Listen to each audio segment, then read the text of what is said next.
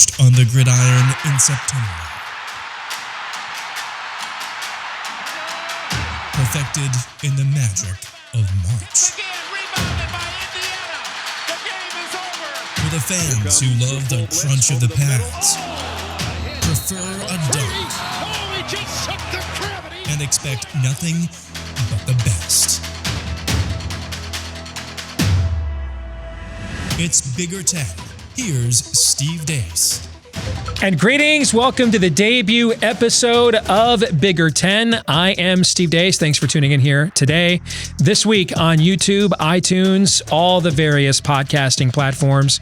It's a pleasure to have you with us. And I'm joined by my co-host, Aaron McIntire. And no pressure on you, Aaron. You've got some big shoes to fill over there, taking over from my former co-host, John Miller, who has decided to retire from doing things here in the meager sports world while he conquers corporate America. But I think you're ready to go. You've got a similarly deep voice, deeper than mine. You're a Hawkeye fan just as he is. I think you are ready, willing, and able to fill those ample shoes. Well, I mean, John Miller was a trailblazer for most of you who listen to this podcast in its other form. He was a trailblazer in what he did with Hawkeye Nation and its various forms. And so I don't think I'm ever going to be able to stand in those shoes, but I do think I have a better voice than he does. Just saying. I mean, he's got a pretty good voice, but you know, that's about the only thing I've got going for me. The good news for everyone is that for most of the show, you're just going to be looking at the side of my face. So if you get sick of my face, it's kind of less obvious for most of the show because I got to press all these buttons over here. John also smelled very good, but more on that later. Let's get to the big five here on Bigger Ten. These will be the top 5 topics we're going to be breaking down here this week, and it's not yet the deadline. In fact, there's some breaking news today we won't get to until next week, but there's already been a slew of early NFL draft declarations, whether you look at names like Chase Young at Ohio State, J.K. Dobbins at Ohio State, you look at Jonathan Taylor at Wisconsin, an all-timer in the Big Ten when it comes to running backs, and then you look at guys like K.J. Hamler, who I think surprised quite a few people by declaring early for the NFL out of Penn State. He was really their one big wide receiver option this year. Yetur Gross-Matos, the outstanding pass rusher from Penn State. We're still waiting on decisions from players like his Penn State teammate, Shaka Toney, and others. But this early batch of NFL early entry declarations, Aaron, who do you think made a mistake, or were these all pretty much obvious ones? I think this year it's pretty much all obvious, at least in the names that we mentioned here. There are a number of others who are going to at least test the waters. And, you know, when it gets down to kind of more marginal players, like in the case of my Iowa Hawkeyes, it was Geno Stone who announced he's leaving this year early for the draft. It's the best decision for him. But, you know, you never know if you can come back and maybe raise your stock. I think maybe with him it was the ceiling. But with the top tier players like the Jonathan Taylors, like the KJ Hamlers, like the Chase Youngs, it's definitely you make your. I'm totally with the players on this. You make your money when you make your money and when the opportunity is the best. I think in some of these cases, you're only going to hurt yourself if you come back for another year. A couple of your Hawkeyes have not announced yet. Tristan Wirfs, who's expected to be a top 10 pick. AJ Epinesa, who's expected to be a top 20 pick. Any reason why, you think they might be delaying this when Geno Stone's already out there saying, I'm going to go? Is there any chance these guys could reconsider and return for their senior seasons? It's a different game now than it was back then. The only reason I can think of with Tristan Wirfs is the Robert Gallery situation where he did come back, I believe, for his senior season and raised his draft stock quite a bit. But I just don't know how much further. I mean, he's got all of the measurables. Tristan Wirfs, he's a freak of an athlete for as big of a guy as he is. As far as Epinesa goes, the only theory that I can think of right now is that, his dad played for Hayden Fry's Iowa team, and there's maybe some family pressure there that, hey, this team committed to you, you commit to this team for a full 4 years. But again, with those guys, it's like, I would love to see him back next year selfishly, but I'm totally totally with them if they eject. You look at the Ohio State guys, Chase Young's going no lower than number 2 in the NFL draft. Jeffrey Okudah, I think, is going to be the first corner picked in the NFL draft. I think he's going to go no lower than number 6 or number 7 in the draft. And probably when it all works out, depending on, does a team trade up with a team like Detroit to get Tua Tagovailoa there at the number 3 spot, or does he just go to Miami at number 5? It's very conceivable Jeffrey Okudah could go in the top 5. I think a lot of people right now have either Jonathan Taylor or J.K. Dobbins rated their top tailbacks in this draft. I think it's a fascinating debate between the two, because if you're running a conventional NFL style downhill offense, and more teams in the pros now are running elements, if not full-fledged college offenses, see the Baltimore Ravens, for example. But if you're running the old school pro style offense, then to me, Jonathan Taylor is your guy. You put him 7 yards deep in the backfield and you just let him get a head start and have him running downhill. But if you're running more of a collegiate offense, a spread look, and you're looking for a quick jitterbug, one-cut guy who's just one cut and then maybe I can take you to the house. I mean, to me, I think J.K. Dobbins is that running back. So I think both of those guys are going to get picked fairly high. I think Dobbins is a surefire first rounder. And then it really just comes down to what is the particular scheme for each of those guys. And it was, Ohio State's losing a lot, like they always do early to the draft because of how well they recruit and how loaded they are in talent. But they got some good news as well. They've got Shaun Wade, who I think could have been a first-round pick at corner. He's coming back.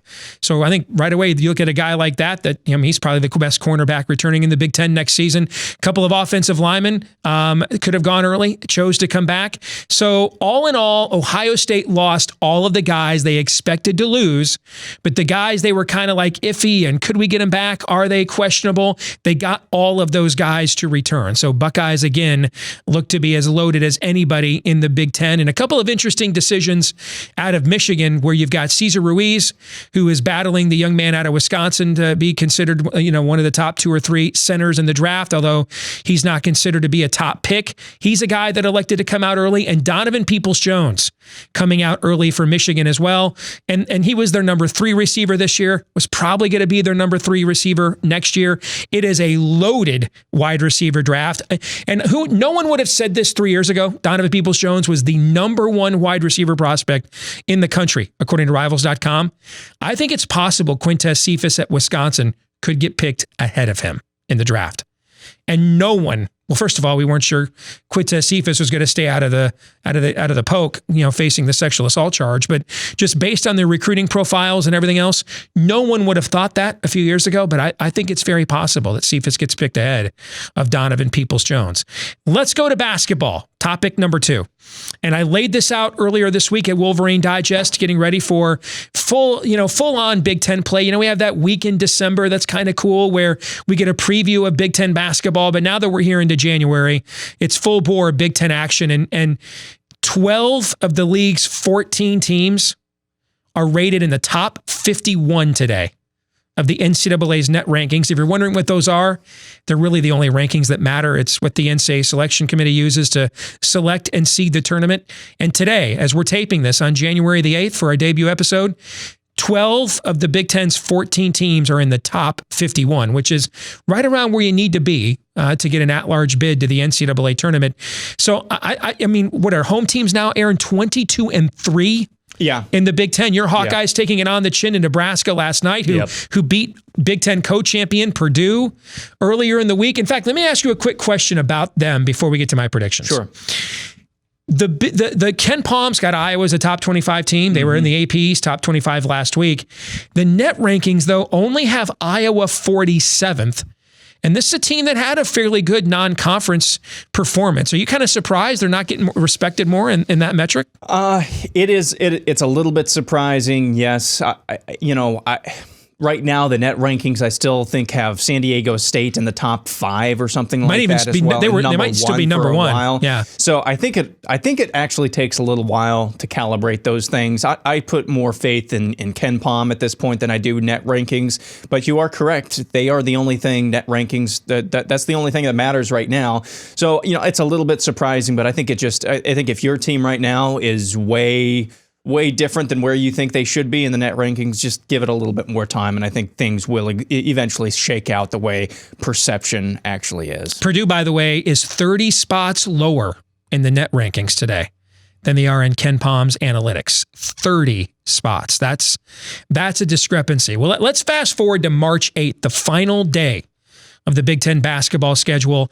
And this is how I'm projecting the standings to look at the end of the year. And you can see with a couple of teams tying with 6 losses, that I think there's going to be mass carnage here. I know Michigan State's off to a 3-0 start, but their only road game so far was at Northwestern. And if you follow things like point spreads like you and I do, they didn't cover in that game. All right. So I've still got Michigan State and Ohio State tying for the league title. I will admit the way Ohio State's played here the last couple of weeks, they're struggling with turnovers. Yeah, even a freshman point guard as talented as DJ Carton, you're going to have issues like that.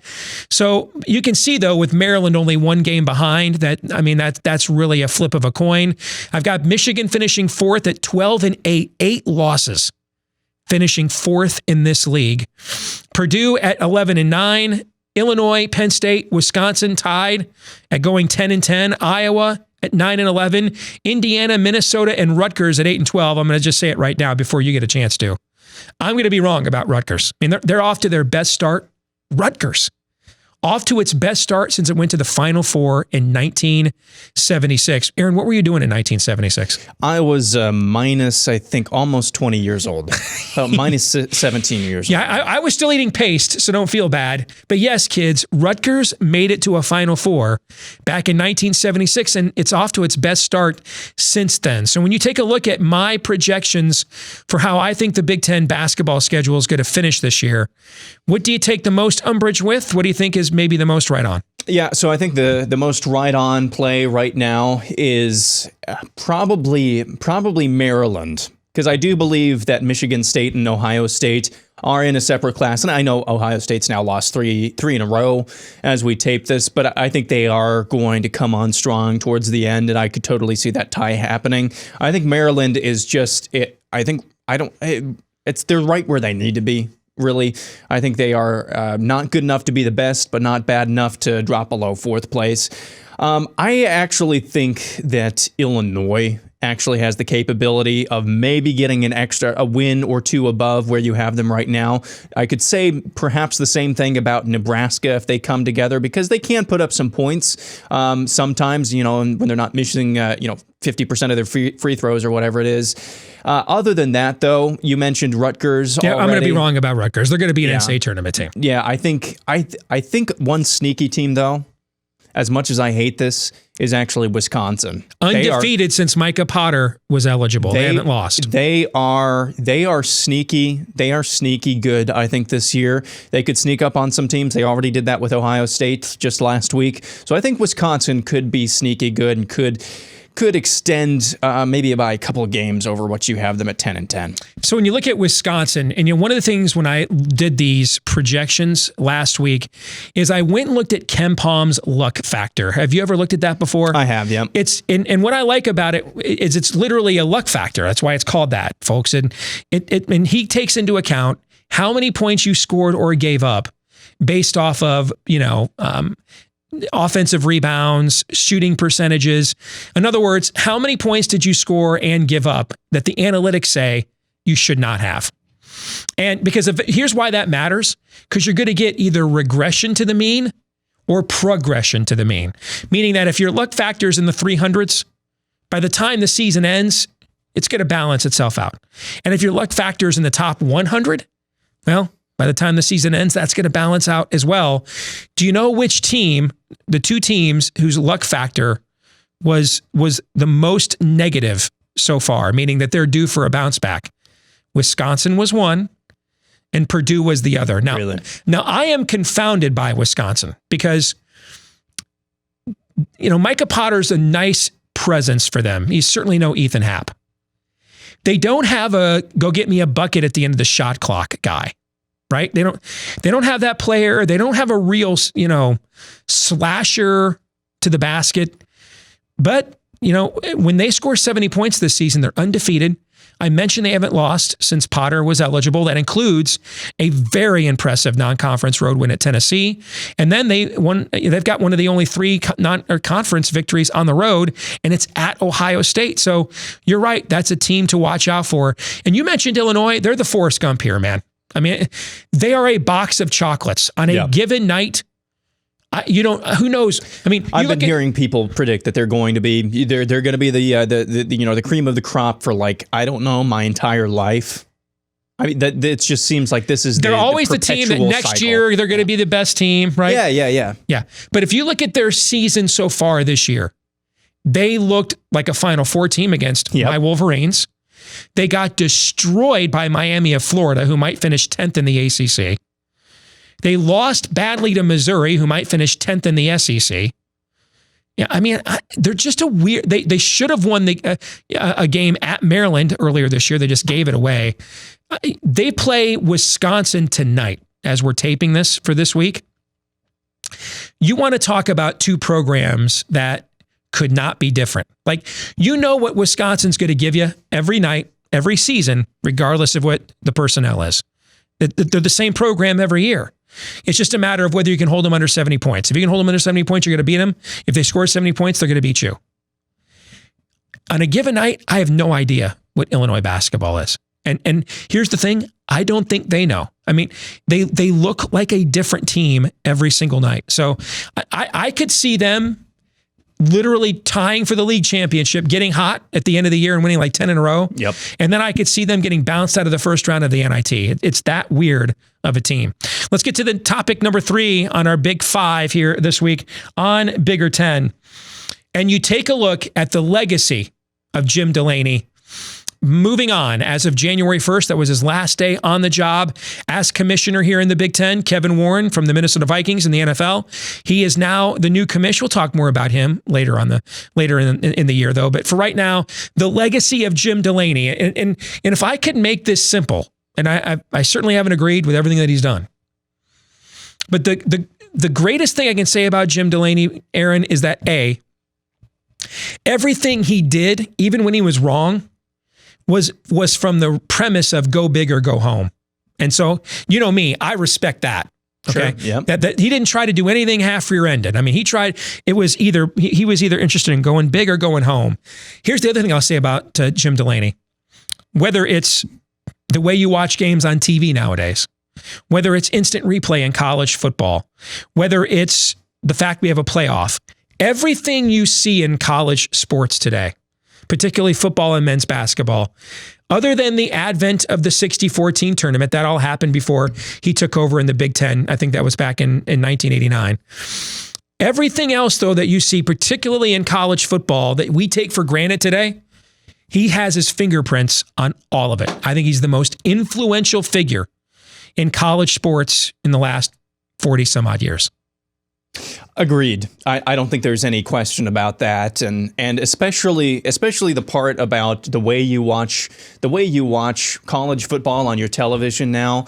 One, not only did that enrich is not a word. Enrich so many schools. Bitchin's a word and enrich is a word, but enrichin' is not a word. Yes. Well, you know what? It is now. Enrichin', the way he enrichin', all the schools in the Big Ten that would have never dreamed. I mean, look at the team right over here, Northwestern. They would have never dreamed of having the amount of money that they have flowing in now, thanks to the TV contracts that Jim Delany brought about to the Big Ten Network, of course, as well. Mm-hmm. And now you look at all the facilities. It really, I don't know. Do you think it is an overstatement? You look at the way you talk about this all the time. The demographics have shifted all the way down to the South. There is a massive recruiting advantage, especially in football, down South as well. And the amount of money that Delany was basically able to pump into the Big Ten, to all of these schools, to give them money, to increase their facilities, to better their facilities and better their recruiting pitches in the process. Do you think it's an overstatement to say that Delany in some way, shape, or form saved the Big Ten's relevancy? I think that could be going too far because of how entrenched the league is in its own geographic footprint. And you have the big schools, the blue bloods like Ohio State, Penn State, Michigan. Sure. Well, but in terms of securing its primacy, I absolutely would agree with that. I mean, you mentioned Northwestern, Aaron. Northwestern generates more television revenue in a given school year than Notre Dame does, than USC does, than Oklahoma does. And until they got the Longhorn Network, than Texas does. than pretty much every university not in the SEC does, or the Big Ten for that matter. And those are the deals that he orchestrated. And you're going to like this. When I mentioned earlier that everything Delaney did, whether I agreed with it or not, though, it was always from the premise of go big or go home. Here, he told the story how the Big Ten Network came about. And he was sitting down, they typically a year or two in advance renew the contracts with the networks when they're about to expire. And he's sitting down with an ESPN executive at the time. And he doesn't like the offer he's getting. He thinks it's a low ball offer. And the ESPN guy says to him in the negotiation, I mean, what are you going to do? Go start your own network? And Jim Delaney's like, you know what? That's not a bad idea. And man, I remembered he got trashed and ripped, and this thing's never going to work, right? And there's still some things about the Big Ten Network. I mean, if you look at its production value on some level compared to the SEC is better. If you look at some of the studio talent compared to the SEC's better. But when you look at the business model the Big Ten Network created, and now all these leagues have tried to emulate it, he's the one that did that and changed college sports forever. Yeah, I think in some way, shape, or form, and I told you this a few weeks, for whatever reason, Fresno State, other than my Hawkeyes, Fresno State was the team that I watched the most of. They had a losing season this year, but I think it's because of that model that I'm able to stay up at 11 o'clock midnight on a Saturday night and watch Fresno State play Nevada or whoever they're playing that night. And it's just great for the fans, obviously, for the hardcore fans of football, the way you watch things. I think that's going to be his biggest lasting legacy. Let's get to the postseason performance with the bowl season for the Big Ten now concluded. League ended up going 4-5 in bowls, not a great record. And I'm one of those people. In fact, let's do this for a second. How much emphasis do you put on a league's bowl performance in terms of its overall strength? I'll tell you what I think. I don't think you can dismiss it outright, but I don't think you can blow it up into huge proportions either because of some of the ways these games get slotted for television matchups when, like, say, Michigan, Alabama, when they're not the most even matchups, okay? But when 4-5, but 3 of those games, 2 1-point heartbreakers there. And then you had Ohio State, the heartbreaking loss in the playoff to Clemson. So 4-5 with 3 of those games really down to the wire could have gone the other way. I think it's not great, but it's a respectable showing. Yeah, I don't really put, as far as the league goes, I don't really put a whole heck of a lot of stock into a league's performance en masse in bowl games. It's nice bragging rights. It's good for the certain media figures and SEC media. It's good to kind of shove that in their face sometimes, especially if you perform better than their league did. Thank you, Minnesota. Yes. Yeah, no kidding. But as far as actual is there any meat there? No, it's just a nice little side dish as far as the football season goes. Especially in this era with guys sitting out. I mean, we don't even face teams at full strength a lot of times anymore. I mean, do you think I'm trying to think of a team that underperformed but made it to a bowl game this year. Do you really think that... like a Michigan State. Although that's a bad example because they actually won their bowl game. But there's so many factors going on. Do they really want to be there? Right. Because none of these games, except for the Final Four, except for the college football playoff. Or the Rose Bowl. Or the Rose Bowl. There you go. Yeah. None of them really matter. So it's just such a crapshoot. So that's kind of a long way. I think the only thing that matters is that a lot of these teams get a lot of extra practices so that the younger underclassmen can practice, which is, as you mentioned just a little bit ago, that's even more important now that a lot of guys are sitting out and leaving early for the draft. Final thing we get to with this week's Big 5 here on Bigger 10, the hiring of Greg Schiano at Rutgers. And he's trying to make some big moves. Got a big offensive coordinator hire, taking away Oklahoma State's offensive coordinator. Right as we speak, he's trying to hire away Anthony Campanile from Michigan to be his new defensive coordinator there at Rutgers. I mean, he's got big money. The school's made big promises to him. It wasn't too many years ago. Well, it was actually like 10 years ago, so it was a while ago. But when you're as old as I am now, 10 years ago doesn't seem that far away. But it was within the last decade that he had Rutgers ranked number 2 in the country. That is like another Earth in the multiverse to even ponder that, given the state of primordial ooze the program is now. How big of a hire do you think this was for Rutgers to bring him back? Well, I think this is the best move. This is the next best step for them. I don't know who else. I mean, unless Urban Meyer says I'll coach at Rutgers. Yes. I don't know who else you go. I mean, the guy is the last example of somebody who's actually been able to have success at Rutgers. So I don't know you could do much better than Schiano. I don't know if this means that they're going to be back to bowl game here in the next year and a half, or year or two. I don't know that. But as far as a good hire, I don't know if you could do much worse than this if you are Rutgers. Now, best case scenario, Rutgers is still in the East. Best case scenario, right, they're going to have maybe a ceiling of an 8-4 season. And that's like if everything goes right too. So that's probably you play three scrubs in the non-conference. Yeah. And I'm not going to step on this. I think this is going to come up a little bit later in the show as far as who you would rather be. I think my answer actually might surprise you based off of what I just told you. Here's the good thing about his hiring is the way that it went down.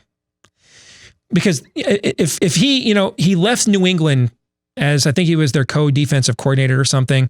And he left there at the start of the season, and there was a lot of talk. It was to Angle to take over Rutgers after Chris Ash got fired. Well, Chris Ash got fired after the Michigan game, so much earlier in the season than everybody thought. And like the day after the season ended, if they go get Greg Schiano, it's still I still think it's a good move for them. All right, but this is why there might be more life there than we had thought. The school didn't want to meet his demands. Didn't want to build a new facility, didn't want to pay for assistant coaches, what he thought they needed to get on the open market. The school didn't want to meet Greg Schiano's demands. And there was a lot of talk of moving on. But it was the boosters and the fans out there in New Jersey who kind of did their own mini revolt. I mean, as much, apparently there is at least some passion for Rutgers football because it compelled the school to say, okay, we'll meet Schiano's demand, Greg Schiano's demands, and bring him in. And I don't know what you think, Aaron, but I think that's the best part of this hire is the fact that it did demonstrate there's a pulse there when a lot of us thought this thing had kind of flatlined. Yeah, it's difficult to see how Rutgers, at least from the outside perception, of course, we're here in the Midwest. We don't know what it's like for sure over there, but it's difficult to see how Rutgers wasn't just some sort of weird redheaded stepchild of the university there, how it wasn't treated like some sort of, underwater basket weaving with as poor of the results as they've had on the field, especially since they've been in the Big Ten. But yeah, seeing that and to some of the demands that Schiano allegedly made, I'm not sure if this has been, debunked yet, but I heard he asked for like an airplane, a private jet or something like that as well. That's pretty standard in recruiting in a lot of schools nowadays. Yeah. And you know what? I would do that. And all of the demands that he made, if you're going to take that job, you don't go there unless they guarantee to actually start showing some more investment in that program, more than they have already. And as we talked about earlier, with all the money flowing in from the TV contracts, why they haven't done that already, I don't know. But again, this is probably the best hire they could have made. And as you pointed out too, this is, putting some actual oomph behind this. That's probably the best case scenario for Rutgers right now. But then again, we could be sitting here a year from now and they'll go 1-11 or 2-10 again. So who the hell knows? We'll come back, and when we do, we're going to debut what's going to be a weekly feature here on the Bigger 10, and that is our weekly game of Would You Rather. Stay tuned. Bigger 10 is brought to you by Michigan Podcast. If you like what you're hearing today and would like to support us, head on over to Patreon, patreon.com/Michigan Podcast, where if you live somewhere where sports wagering is illegal, you can find Steve's picks for various games. So far in basketball, college basketball this year, he's been on fire. That's patreon.com/Michigan Podcast. You can get his game day picks, which he posts almost every day now for just $5 a month. In the process, you can say thank you for creating this podcast on YouTube or via podcast, wherever you listen. Patreon.com/Michigan Podcast. Back here on the Bigger Ten, and let's get to it. It's our weekly game of Would You Rather, and Aaron and I have each prepared a couple of statements, would you rather statements, for the other, to challenge the other, to kind of just, gauge the temperature in the room when it comes to Big Ten athletics, or at least stories in college sports that pertain or impact the Big Ten. Are you ready for number one, Aaron? You're up first. You bet. This first one. Would you rather be the commissioner of the Big Ten or the SEC right now? And this is for me, correct? Yes. I'd rather be, okay. My selfish answer, I'd rather be commissioner of the SEC. Better chance at moving to a warmer climate. But more states that don't have any state income tax. The dollar signs, though, the number of zeros on the next Big Ten television contract, man, I can move wherever I want. After that, I know Kevin Warren saw that the deal that ESPN offered the SEC to wrestle that away from CBS. Yeah, that's huge. Yeah, and Kevin Warren sat there and said, "We're going to sizzle." Yeah. I mean, he was like, "Well, now we know where the bidding begins, right?" Yeah. It would be a tough one for me because I'm me. I like winning, but I try to be a mercenary. I'm just a Big Ten guy, man. I because I'd want the challenge of putting the Big Ten ahead of the SEC. I'd want that challenge. All right, this one is now you for me, okay? Would you rather be Greg Schiano or Mike Locksley?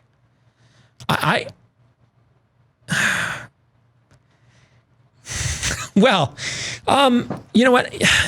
This actually, it can't be that hard. I mean, I think I'd rather be the coach that's had a team ranked in the top 10 and taken a team to a bowl game multiple times, compared to a coach whose all-time record is like 6-50 or something. Right? Isn't that Mike Locksley's record? Yeah, so, it's not good. Yeah, so I've got to go with Greg Schiano. Maryland's the better job, and both of them have deep in-state talent resources. I just trust Maryland to get more of the guys in the DMV. You got the Under Armour money and that kind of stuff invested in the program. And, before the Jordan McNair tragedy, DJ Durkin had back-to-back top 25 recruiting classes at Maryland. But I just think Greg Schiano is a much better football coach than what I've seen out of Mike Locksley. Yeah, I if I can chime in on this one as well. Sure. I agree with that, mostly because of what we talked about at the end of the last segment.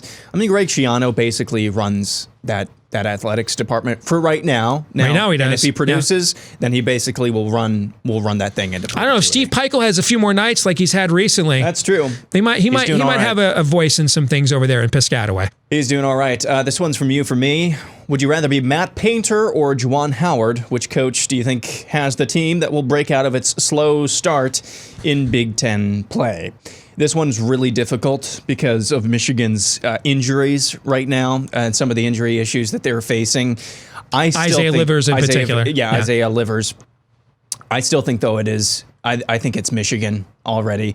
I think there's too much. There is some youth on Michigan as well, but you've got the bedrock laid, especially in Xavier Simpson. Those are guys that you can lean on no matter what. And I just don't know right now who Purdue has. They've got a decent team, but I think I like the experience of Michigan right now, so I'd rather be Juwan Howard. Well, I was mystified all off season by the Purdue love. And Matt Painter's a tremendous coach. I think he's had a team finish in the top 4 5 years in a row. We've seen them replace guys on the fly before, but Aaron, they essentially had to replace every perimeter basket they got last season. And they just don't recruit at the level to do that in 1 year. They're a developmental program, a really good one, but they're not a dynamic recruiting program where they're just plugging in. You're losing Carson Edwards just plugging in a McDonald's All-American. Ryan Klein made a ton of clutch shots for them last year. Basically, every perimeter basket for Purdue last year left. And in this league, I didn't understand, and I thought maybe I can be a homer like anybody else, but as a Michigan fan, I'm thinking we've got an All-American top 10 point guard returning. Purdue has no perimeter scoring returning, but we're going to finish 9th, and they're going to finish 2nd or 3rd. I didn't get that. Now, sometimes when I don't get it, I'm wrong. Like this football offseason, I didn't get the Wisconsin love My analytics said they weren't going to be that good. Everybody else's analytics said they were. Everybody else's analytics were right, and mine was wrong. But this time, my analytics so far have been proven right. I didn't get the Purdue love. Now, I still think in the end, Painter's a good enough coach to scratch out an NCAA tournament bid. But I agree with you because we saw what Michigan can do when Isaiah Livers is in the lineup.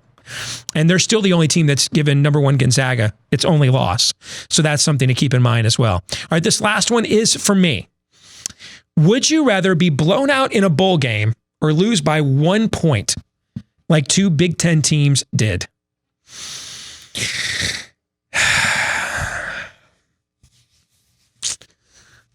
Man. These are questions that losers ask, which is why you're having a difficult time answering it. Here's the thing. As a Michigan football fan, I know a lot about losing bowl games. Yeah. Oh, there it is. Yeah.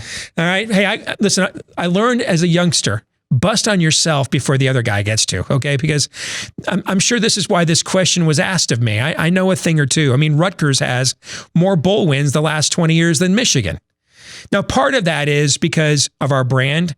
We often get elevated into games bigger than maybe our team actually is good because the TV networks want Michigan against Alabama in the Citrus Bowl, for example. Although if you watch that game, for about 50 minutes, we physically competed toe-to-toe with them. And then finally, Alabama figured out that Shea Patterson couldn't hit water from a boat, and that's what turned the game around. But I think it depends on the game. Can I just cop out here? Sure. If it's like the Citrus Bowl, which is a good bowl, or the Outback Bowl, which these are good bowls, but they're not like determinative bowls. If it's those games, then I'm fine losing by 1 point because you entertain me because these are glorified exhibitions. All right. If it's the Rose Bowl, if it's a playoff game, I don't know, man. Like if you're an Ohio State fan, when Michigan State went against Alabama and what was it, 49-0 or 49-7, you were over that game by like the middle of third quarter. It was on New Year's Eve. You're on round 3, drinking away your sorrows, right? If you're an Ohio State fan, a couple of those calls, that scoop and score that got taken away that should not have, you're going to remember that, man, the rest of your freaking life.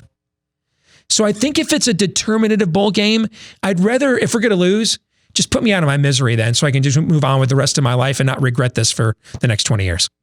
Yeah, and if I can chime in on that one as well, I'm almost rather always get blown out than the 1 point loss. Get busy living or get busy dying. That one play there, if we just wouldn't have done that, I've lived through too many of these that, I'd rather get blown out. Like the last 2 years against Ohio State have been excruciating for me.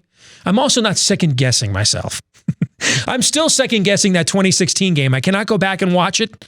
It's one of the most difficult moments of my life, frankly, as a sports fan. But that kind of goes to what you were just talking about. All right, when we come back, we'll wrap things up with some interesting Twitter poll results, as well as our question of the week. Stay tuned. Bigger Ten is also brought to you by Wolverine Digest from Sports Illustrated. You can find that at wolverinedigest.com. For all of you Michigan fans, you can find a daily rundown of all the hottest topics from basketball and football to recruiting and much, much more. That's wolverinedigest.com, a part of Sports Illustrated.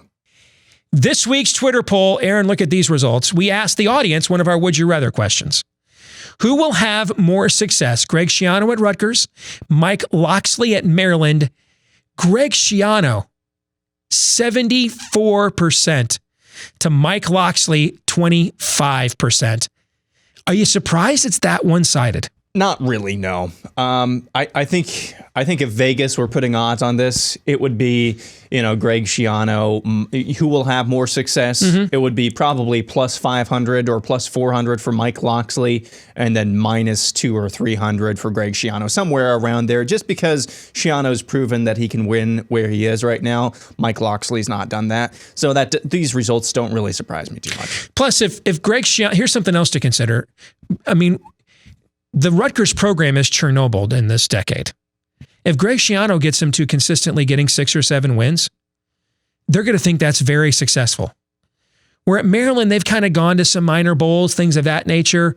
I don't know that Mike Loxley survives there for 5 years if he's going to the Quick Lane and Pinstripe Bowl every season. Right. That's something else to keep in mind.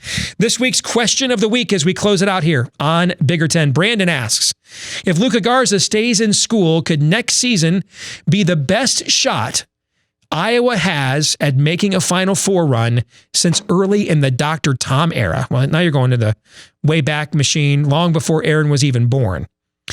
But if you look at the makeup of this team, let me tell you who I like, who I didn't really know much about going into the year. And if I were an Iowa fan, he would frustrate me at times.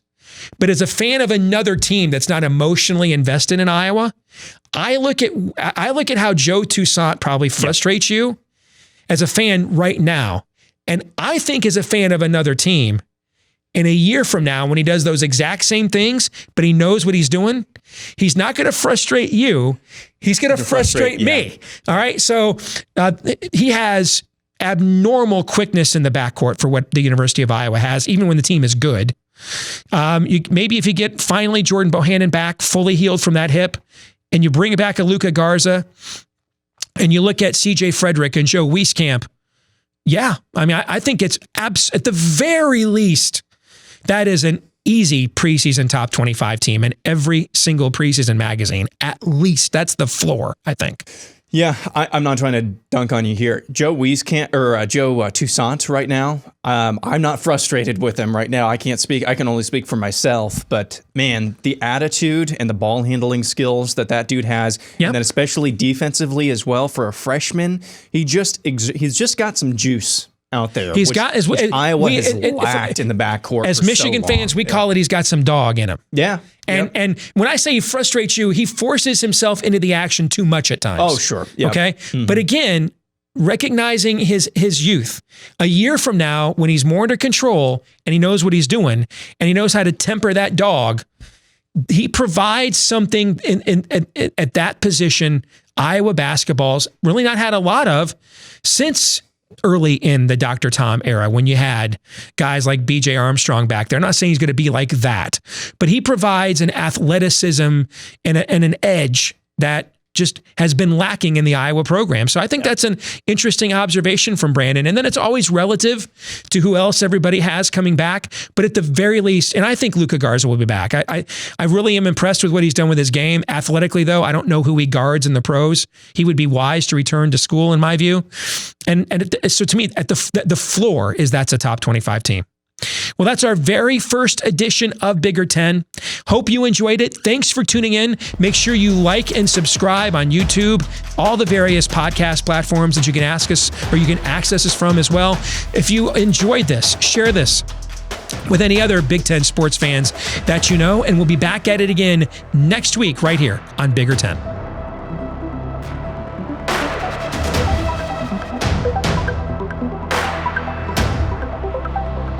Thank you.